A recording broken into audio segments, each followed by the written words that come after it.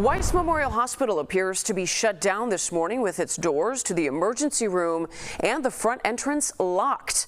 Our Darius Johnson joins us from the hospital in Uptown with more on this sudden closure.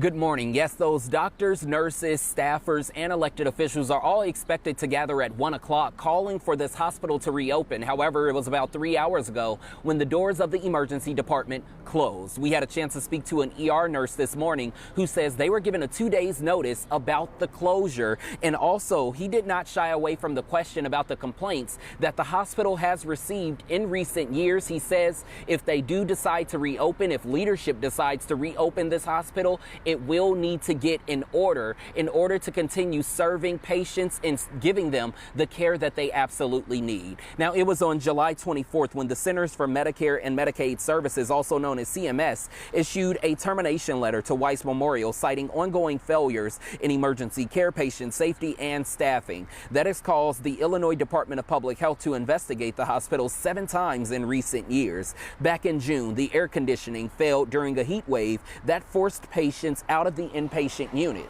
Federal reports also found the ER was operating out of makeshift spaces without enough supplies or monitoring equipment.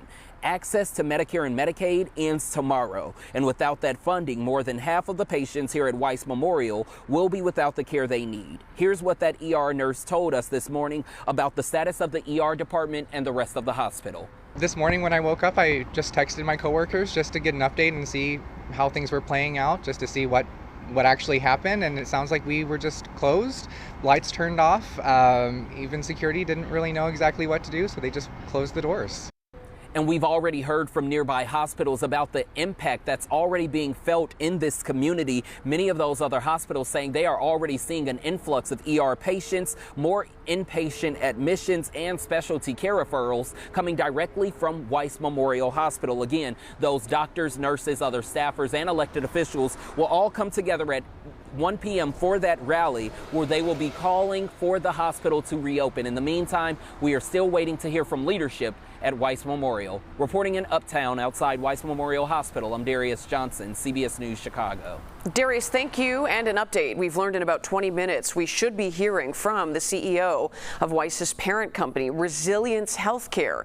He is set to join state representatives LaShawn Ford and Camille Lilly here at West Suburban Medical Center in Oak Park.